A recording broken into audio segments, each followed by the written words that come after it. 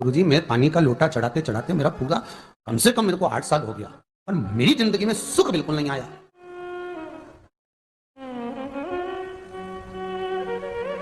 हमने कहा तूने कैसे चढ़ाया, वो भी तो सुने। तो कहा, कैसे क्या? स्नान करा और मंदिर जाके लोटा चढ़ाया पानी का। अच्छा। अब मैंने कहा तू चुप रहे। उसके पति, यहीं की इसी ऑफिस की बात है, भगवान मंडी से। उसके पति से पूछा, हाँ जी वर्मा जी, सही बताओ, पत्नी लोटा कैसे चढ़ाई?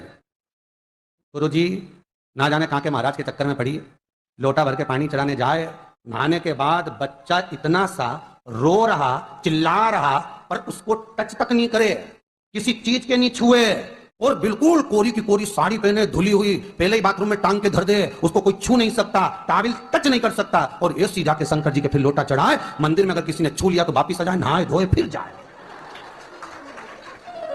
मैंने कहा बस अब तो तू ऐसी जिंदगी भर चढ़ाती रहे तो भोलेनाथ आएगा ही।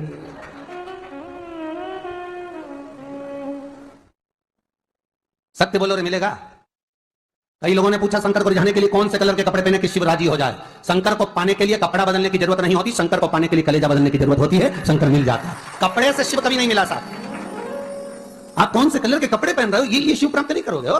सफेद पहन लिए, लाल पहन लिए, केसर के पहन लिया, उससे शंकर नहीं मिल रहा हो। बहुत सारी रुद्राक्ष की माला धारण कर ली, हाथ में भी खूब सारा रुद्राक्ष पहन लिया, यहां पर भी पहन लिया, कान में भी रुद्राक्ष धारण कर लिया, जटा पे भी रुद्राक्ष लगा लिया, उससे शिव नहीं मिलने वाला हो। अरे भाई, किसके पास में जा रहे हो आप जल चढ़ाने के लिए? जम के बोलिए जरा। शंकर जी के पास। शंकर जी कौन है? तुम्हारे कौन से मतलब नहीं है। भगवान को तो केवल इतना मतलब है कि आप मन कैसा लेकर आए हो। ये तन साफ करने से, स्नान करने से, खूब रगड़ रगड़ के नहाने से, लक्स पेयर से, खूब घिस घिस के नालों ने, क्रीम ने, पाउडर, डेंटिंग पेंटिंग करके फिर भगवान के पास जाओ और बढ़िया 2-4 घंटे तक फैशन करके भगवान को रिझाओ, भगवान दीजिएगा? अरे गर्ग संहिता में लिखा है कि शंकर को एक बार प्रणाम करने का फल क्या है कि 10 अश्वमेध यज्ञ के स्नान का जो फल होता है वो मात्र शंकर को प्रणाम करने से मिल जाता है। कितना?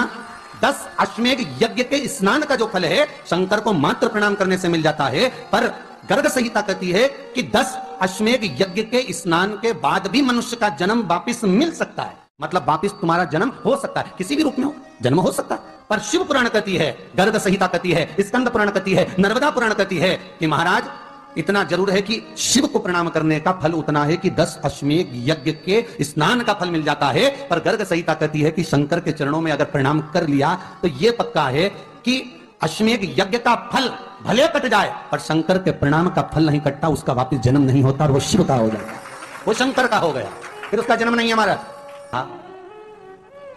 हाथ धो, स्नान कर लो जल्दी से, फिर हमको चलना है मंदिर। पति बोला नहा लिया एक बार तो दूसरी बार फिर से नहा लो।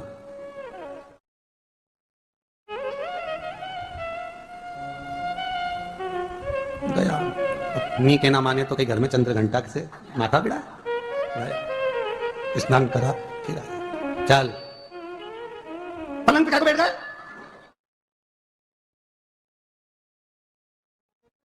पलंगी तो है,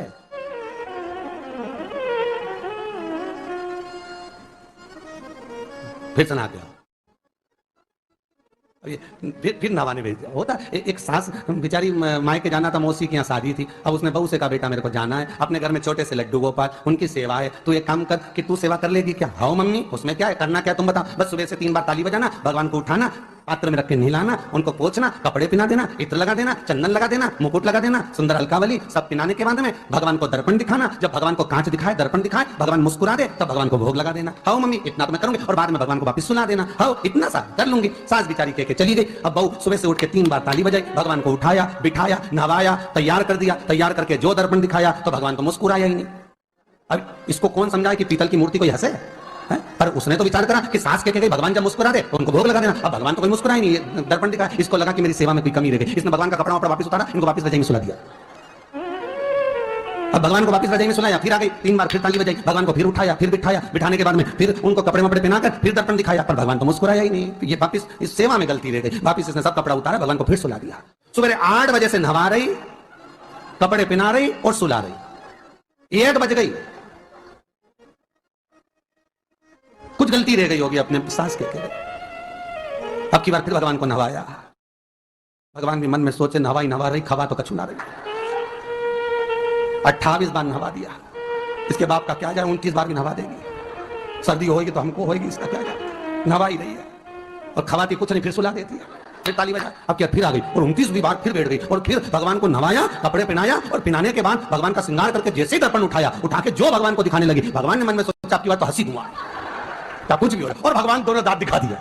जैसे ही भगवान ने दांत दिखाया, इसने दर्पण रखा और जल्दी से भोग लाई, भगवान के जिमाया, भगवान के जिमाया, जिमने के बाद भगवान को फिर वापस सुला दिया। अब ये सुबह से जैसे ही आए भगवान पहले ही मुस्कुरा के, भगवान को मालूम है नवाएगी 25 का मतलब उसे हंसी तो हंसने में क्या जाता, तो भगवान पहले से मुस्कुरा के बैठ जा। अब एक दिन सास आ गई, सास ने कहा बहू अब सेवा मैं कर लूंगी, हाँ मम्मी कर लो। मम्मी सेवा करने बैठी, मम्मी ने भी स्नान कराया, श्रृंगार करा, कपड़े पहनाए, मुकुट लगाया, सब लगाने के बाद जैसे ही सास कांच दिखाने के लिए दर्पण को उठाई, इतने में से मूर्ति में से आवाज आई, दर्पण तो तेरी बहू दिखाएगी, उसको बुला के बहुत जोरदार दिखाती, वो दिखा सकती, तू वापिस धर दे दर्पण, तेरे बस का नहीं।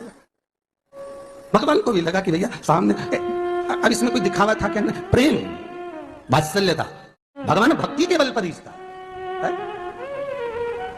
फिर बैठ गए पलंग पे, ना वापिस नहाते नहाते चले मंदिर पहुंच गए और राम बेलपत्तर तो घर धरी आई, जैसे ही बोली बेलपत्तर घर धरी आई, पति इसको घूर के देखा, 2 बार नवाया है और बेलपत्तर रखी आई घर। ये पति से कहती कि तुम लेने जाओ, उससे पति पहले ही बोल के देख मेरा घुटना बहुत दुख रहा, बहुत घुटना दुख रहा। ठीक है तुम बैठो, मैं आई अभी घर से। अब घर जाते जाते मालूम पड़े फिर कहीं का कोई छुआ गया तो नहाने बैठ गए, फिर आई। इसकी जो पूजन की थाली रखी थी, कोई भगत आया बेचारा, उसने सोचा मंदिर की थाली है, सब चढ़ा चुड़ू के चले गए। सर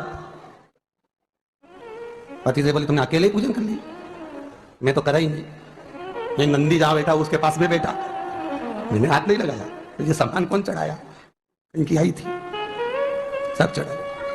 तो क्या शर्म नहीं आई, बेलपत्तर तो था ही नहीं, तो क्या सियोर वाला महाराज की कथा सुनी थी, शंकर जी पे से उठा लिया, धो के चढ़ा के वो गए, वो चले गए। शिव ये नहीं कह रहा कि तुम वस्तुएं बटोर कर लाओ, शंकर कहता तुम्हारे पास में मिल जाए तो समर्पित कर दो, नहीं मिले धोया, वापिस शिव को चढ़ा दिया, वापिस शंकर को समर्पित कर दिया। शिव स्वीकार करेंगे, 1 महीने तक भी एक बेलपत्र को धोकर शंकर को रोज चढ़ाते रहो तो भी शंकर स्वीकार करेंगे, उसमें भगवान ये नहीं सोचेंगे कि निर्माल्य है, स्वीकार करेंगे।